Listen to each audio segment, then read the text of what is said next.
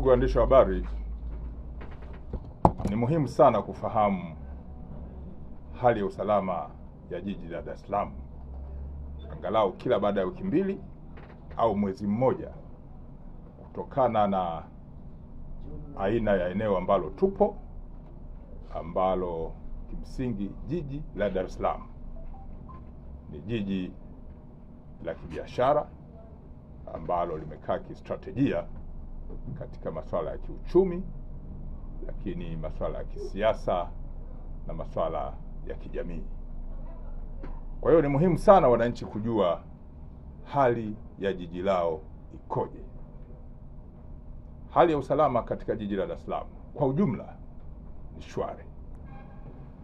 Na hali hii ni shwari kutokana na nini? Ni shwari kutokana na ushirikiano mkubwa uliopo ambao unaendelea kuimarika kati ya Jeshi la Polisi Kanda Maalum ya Dar es Salaam na wadau wengine wa masuala ya kiuchunguzi kuhusiana na masuala ya usalama. Na miongoni mwa wadau muhimu ambao tunao katika masuala haya ya kuimarisha usalama ni pamoja na wananchi, hasa wananchi walio wema, wanaopenda amani na utulivu katika jiji letu la Dar es Salaam. Hata hivyo, naona ni muhimu niwaeleze mwezi Julai Polisi Kanda Maalum ya Dar es Salaam imefanya nini. Mwezi huu Polisi Kanda Maalum ya Dar es Salaam imekamata watuhumiwa 83. Hawa wamekuwa wakituhumiwa na makosa mbalimbali ya kijinai. Makosa hayo ambao wametuhumiwa nayo ni pamoja na makosa ya unyang'anyi wa kutumia nguvu, makosa ya uvunjaji, makosa ya wizi, makosa ya kubaka, lakini makosa mengine ambayo yamehusisha vitendo vya watu kupoteza maisha, yani mauaji.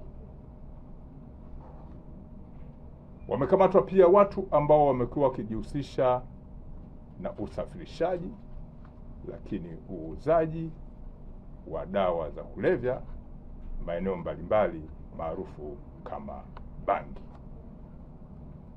Polisi Dar es Salaam pia eneo la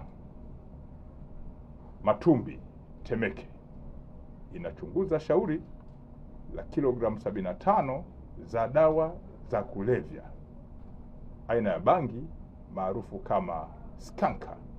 Skanka ni dawa ya kulevya ambazo ni aina ya bangi zinakuwa zimesindikwa. Hii imekamatwa katika vifurushi mbalimbali vyenye uzito wa kilo 75 eneo la Matumbi Temeke.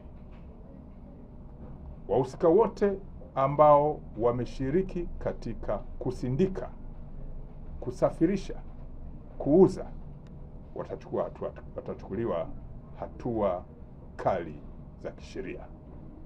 Ukizuia dawa za kulevya unazuia matukio mengi.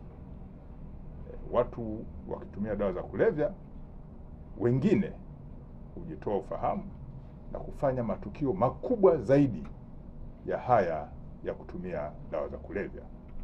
Kwa mfano, mtu akitumia bangi, wakati mwingine awe ni kijana au mtu mzima, anaweza kamua mtu kwa panga kwa kosa dogo labda ya kutukana, au anaweza kumpora mtu kwa kutumia panga, kumkata na kupora simu ya 70,000 au 80,000 au 300,000.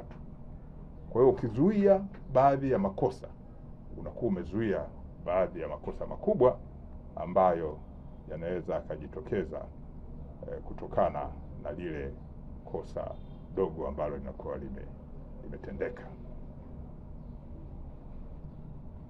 Kwenye kundi hilo la watu 83 wamekamatwa pia watu ambao wanajihusisha na kuvunja nyumba, kuiba, lakini wapo wengine kazi yao wameirasimisha ambao ni ya kijinai ya kununua mali za wizi. Simu zinaibwa kutoka pointi A zinakwenda kuuzwa kwenye pointi B. na baadhi ya vitu ambavyo vinataka kurasimishwa na baadhi ya watu kijinai ni pamoja na wale wanaonunua simu za wizi, runinga, pikipiki, kompyuta mpakato yani laptop, redio, na watuhumiwa hao wamekamatwa. Miongoni mwa waliokamatwa ni pamoja na mtu aliyefahamika kwa jina la Mtanko Ebenieli maarufu kama Mchina. Yeye jina lake ni Mtanko Ebenieli, lakini watu wamembatiza jina la Mchina, akiwa na wenzake wawili. Hawa wamekamatwa maeneo ya Amani, Mbezi, wilaya ya Ubungo hapa jijini Dar es Salaam, na walikutwa na runinga 7 za wizi ambazo zimetambuliwa na watu walioibiwa vitu vyao. Amekutwa na simu janja aina mbalimbali 122 pamoja na vifaa ambavyo yeye huvitumia baada ya kuletewa hizo mali za wizi, zikiwemo simu. Hufuta na kusakinisha upya mfumo endeshi, yani software wa simu zilizoibwa. Kwa simu inaibwa, inasakinishwa, anatengeneza mfumo mwingine, kwa hiyo anatoa kwenye mfumo wa awali na kuzifanya simu zinasomeka aina nyingine, na hivyo kuziingiza tena kwenye soko. Kwa hiyo huyu amekamatwa na simu zaidi ya 122, na yeye kutaka kurasimisha biashara hii ya kijinai katika kujipatia kipato. Upande wa upelelezi tumekuwa na mashauri mbalimbali, na kama mmevyofahamu, Tume ya Mheshimiwa Rais ya Haki Jinai imesisitiza sana swala la upelelezi, swala la ushahidi, swala la ukamataji wa watuhumiwa kwa haki. Jeshi la Polisi Kanda Maalum ya Dar es Salaam limepeleka mashauri yake mbalimbali kupitia ofisi ya mashtaka na yakafika kwenye mahakama zetu za kisheria ambazo zipo katika jiji la Dar es Salaam. Baadhi ya matokeo ambayo tumeyapata mwezi Julai ambao umepita ni pamoja na baadhi ya watuhumiwa waliopelekwa kwa makosa mbalimbali kupatikana na hatia na kupewa adhabu.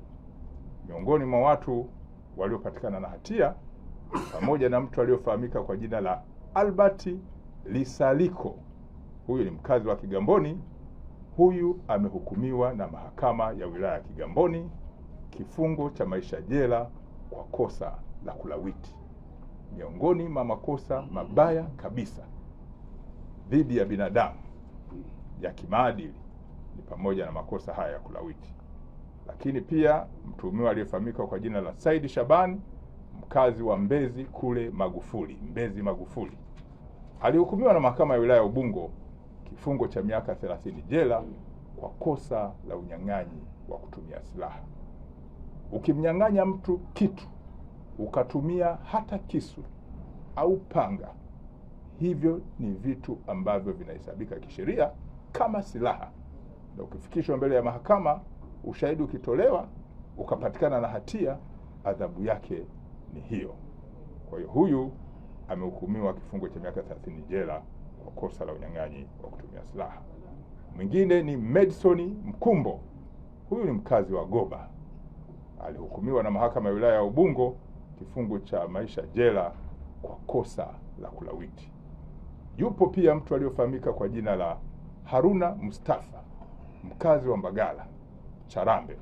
Huyu amehukumiwa na mahakama ya Temeke kifungo cha maisha jela kwa kosa la kulawiti.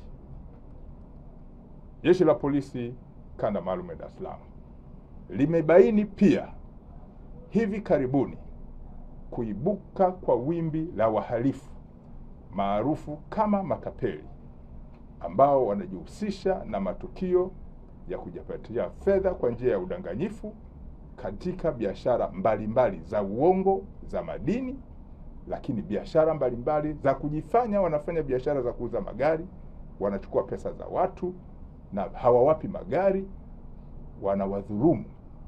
Lakini pia wanajihusisha na biashara za kujipatia pesa kwa njia ya udanganyifu, kwamba wanauza viwanja sio vyao. Pia baadhi ya makundi haya matapeli wanajihusisha na ununuzi wa mazao ya korosho, wakati mwingine dengu kutoka mikoani, na kuchukua pesa za watu wa ndani au watu wa nje, na baadaye kuwadhulumu pesa hizo. Ipo pia kundi la matapeli ambao wanajihusisha na biashara ya kusafirisha mizigo. Hawana magari, wanachukua namba za magari za watu, wanaingia kwenye gereji na yadi za watu, wanajifanya ni zao, wanawaaminisha watu, wanachukua pesa na kuweza kudhulumu pesa hizo. Makosa haya ni ya kujipatia pesa kwa njia ya udanganyifu, na Jeshi la Polisi Kanda Maalum ya Dar es Salaam linatangaza kiama cha kisheria dhidi ya watuhumiwa hawa.